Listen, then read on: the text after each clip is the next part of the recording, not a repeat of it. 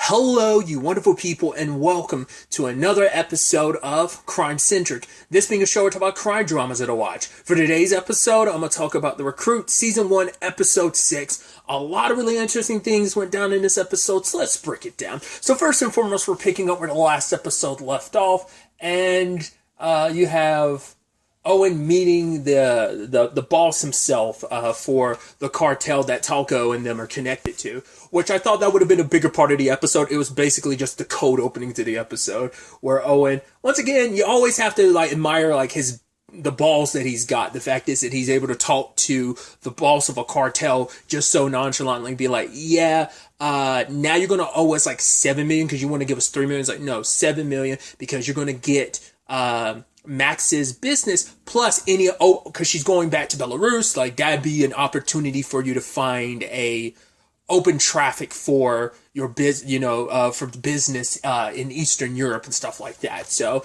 the guy's picking up a hammer, willing to bash Owen in the head. And once again, but I guess that false confidence, trying to push ahead despite everything, it has gotten, once again, it's been this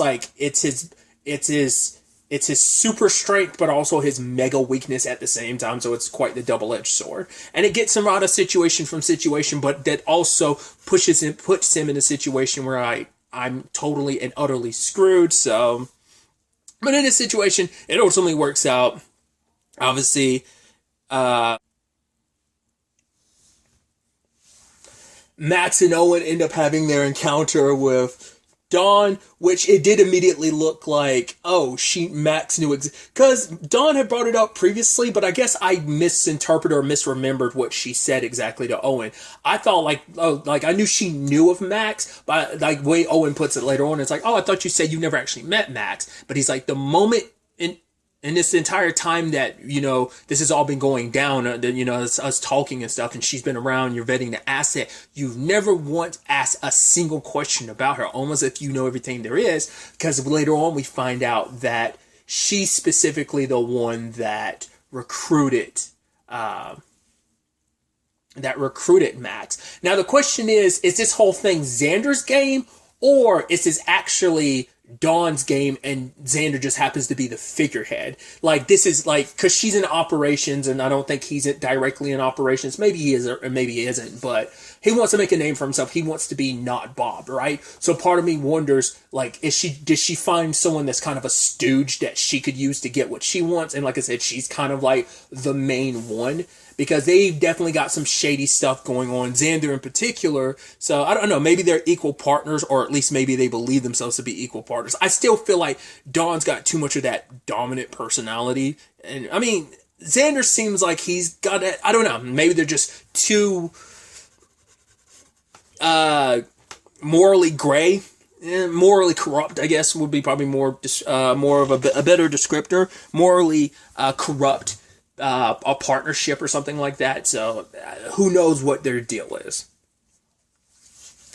Either way, now it's a situation where it is sad how history kind of repeats itself, especially for Max, because here she has Dawn, just like all those years ago, saying hey, this is what's going to go down. You kind of have no choice, because if you don't, this all kind of hinges on you pretending to be a new asset, and you have to be vetted all over again, because once again, plausible deniability, and the CIA doesn't want to ever admit their connections with Max and stuff like that, because now that was her being a hip pocket asset before. Now she's going to be a full vetted and fully paperworked asset. So it's just, the sad thing is that Max finding herself under Dawn's thumb again, especially now we have context for, especially throughout the episode, they sprinkled in stuff about Max. Obviously, it's like, are you married? And it's like, she's a widow. Turns out she killed her husband, and basically she made it seem like a rival did it. She took the money and basically found her way into the organization, taking her husband's spot. So part of me wonders, is that why she did what she did with the whole Cora thing? Because the way she was sitting there with her husband's dead body. that he was abusive, and so maybe that's why it triggered something in Max, because she had been in Cora's situation, and maybe that's also why she kind of latched on to Cora a little bit. Like, it's like, right, she doesn't typically get close to the people she does business with, but she made an exception with Cora. She sat down, had dinner with her and everything, maybe because she felt like they were a little bit of kindred spirits in that regard.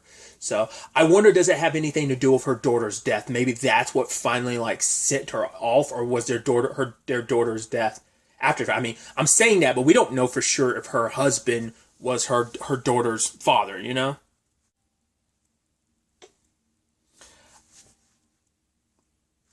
Circling back to the vetting process, I do love that the whole thing was kind of disguised to happen on like bring your kids to work day, which feels so weird that that's a job where that is a thing.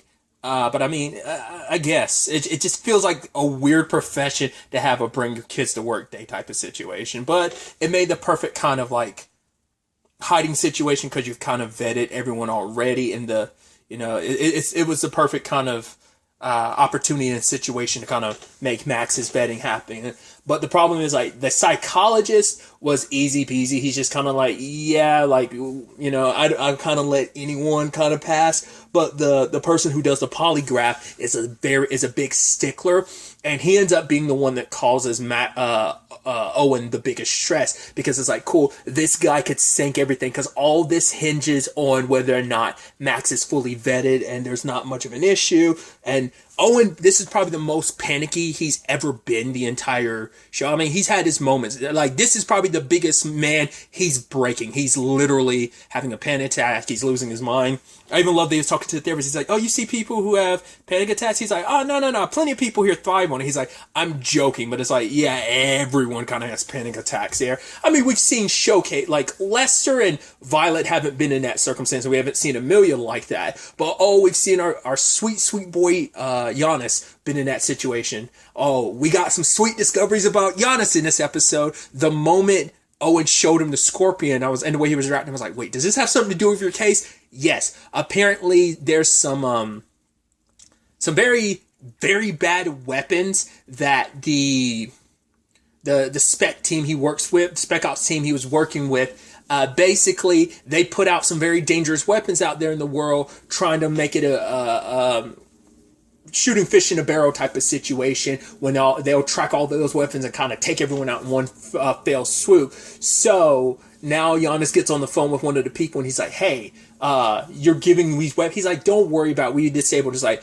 you talk about, let me guess, you made these weapons not usable. Was it simply you messed up the guidance missile aspect of these, which there are YouTube videos that teach you how to fix that, and the guy goes silent for like 5 seconds. I'm going to get back to you on that. I'm like, oh my God.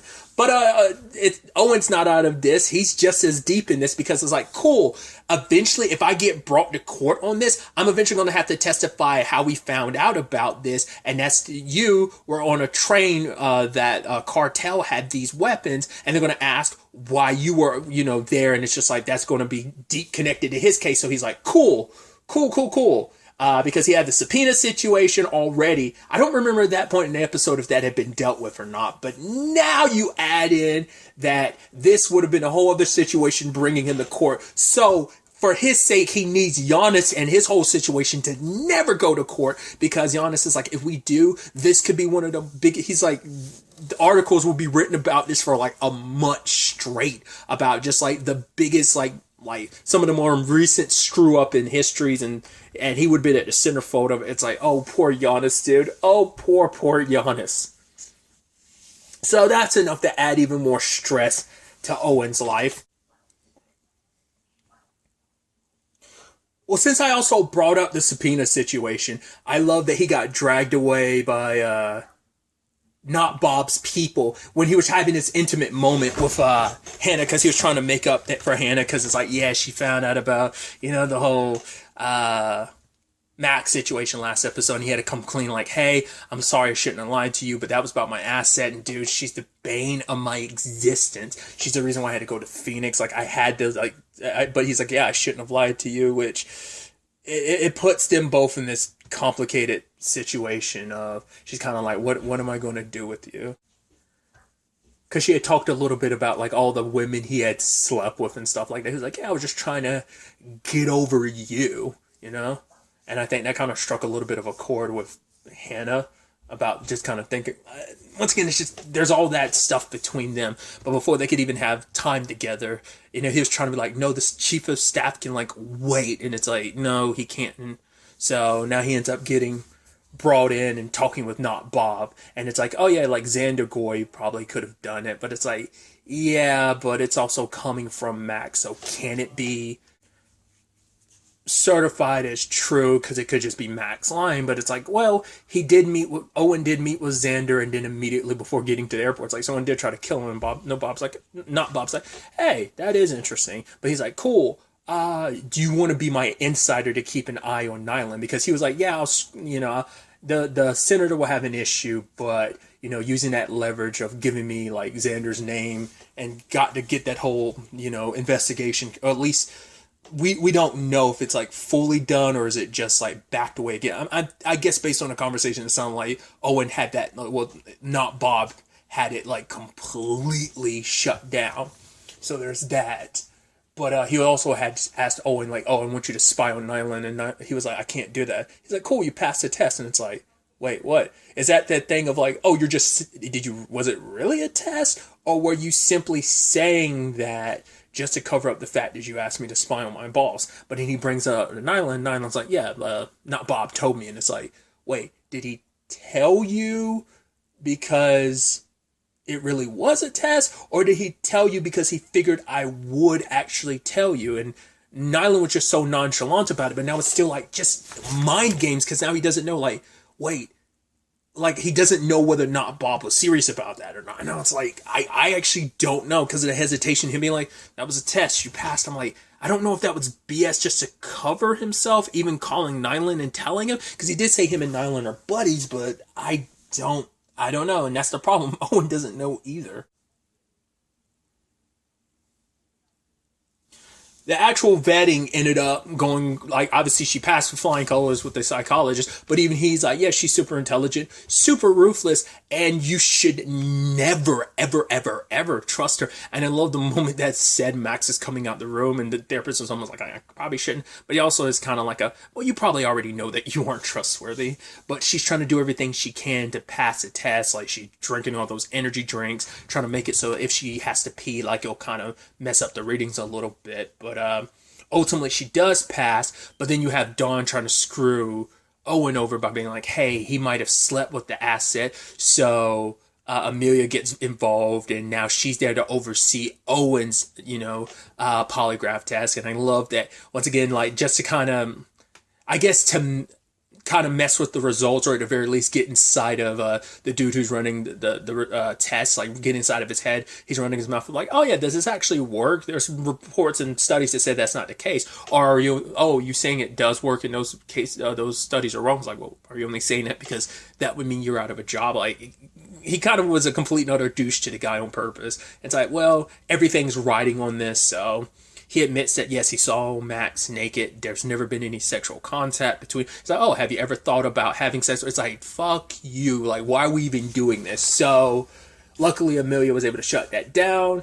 And ultimately, Max and him passed. So, all's good. But Amelia ends up dumping him. He's like, you seeing Max isn't why I'm naked, isn't why I'm dumping you. I mean, in fact, that's like, seducing an asset is just kind of spy 101. She's like, I'm dumping you because, like, the fact is she's got her life planned out. We've seen that she's a very career driven woman. She's made it clear where she wants to be, but Owen is the dude that's like he's a 20 something going day by day, not even sure what tomorrow necessarily looks like. Going back to the whole thing of, yeah, it's a good quality in himself sometimes, how like he can just be like, yeah, kind of very like go with the flow of things, but it's like, no, it's like not the type of relationship she wants. It's not a long-standing thing. So it's kind of a bummer. She's like, yeah, the sex is nice, but like I am a career-driven woman. I know what I want for my life. And Owen's still in the process of figuring it out. So that does suck. I wasn't expecting, like, I was kind of worried, like, oh, things are going to end on a sour note, like, but it's like, no, she's been very clear on what she's wanted from the very beginning, and it's like, yeah, certain aspects of this were nice, but it's like, it's not long-standing relationship material, so And especially with the more time she spent around Owen and just day to day of just like your life going from one serious thing to another, not even knowing what tomorrow looks like, especially everything getting thrown at him, like quite the swirl, curveballs that have been thrown at him time and time and time and time again. So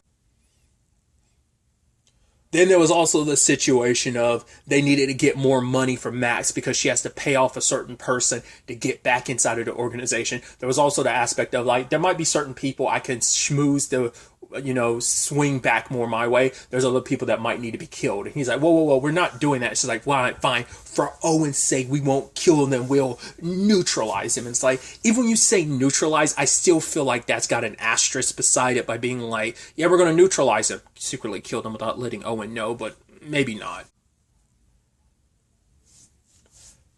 Circling back to things between him, Hannah, and Terrence, they're actually in a better place than I thought they were. I thought it would have really come up of like, well, obviously Terrence kind of got on him about the whole hotel situation last episode and about how Hannah was kind of upset to the point Hannah was kind of drinking a lot because of it. But it seems like they are in a decent place. So I was like, oh, I was kind of worried. I mean, I feel like the end result could still be what I think it is, but for now, it seems like they're still in an okay place to the point he picked Terrence's brain about the whole sanctions because Max has got her accounts that got set up like 6 years ago. Like she has Swiss bank accounts with money in it, but the problem is there were sanctions on Russia that she's kind of like she can't do anything about. The U.S. put sanctions on them, so they can't get access to the account. So he has to be the one to try and figure it out. And so that led to the guy that Terrence was playing that game with earlier. And now it's like, cool. He can help out Owen by opening the bank accounts for like 1 hour so they can get the money they need. Because if it stays open in more than 1 hour, like people would notice. So it's like, yeah, that all works out. The only price was, hey, going on a date with Terrence. It's like, oh, I think Terrence will be applicable to that. Which also feels a little weird because it feels like you're kind of whoring out your friend, but I mean, I guess if both people are all about it, if he's about it and Terrence were about it, and you even saw it the scavenger hunt game thing or whatever, it's like Terrence was kind of vibing and feeling it, so I think it's a win-win. We'll see. So it's time to head to Belarus, and it seems like everything's okay, but then Owen's talking to Nyland, and obviously Owen brings up his concerns about, like, right, he's not 100% sure if, what's-her-face, Dawn has been compromised, especially because she went so above and beyond trying to get him taken off of this operation, because she's talking about how he's compromised, but she actually has, I mean, obviously she has her own, I don't know whether it's like, yeah, Xander and her are, like, covering their own bases, sure, but I don't... Are they as corrupt as we think they are? It kind of seems like that might be the case, but who knows? So he has to try and use this opportunity in Belarus to see whether or not he can find some evidence that suggests whether or not Dawn is compromised or not.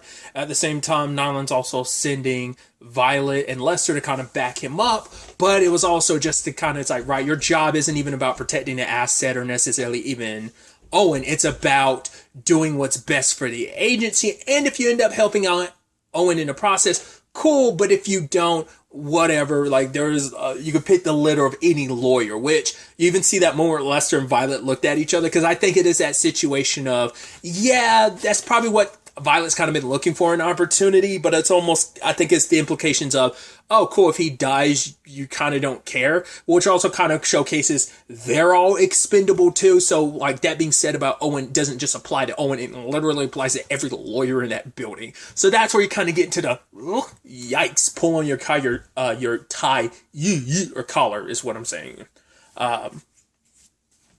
Saying type of yeesh situation. But,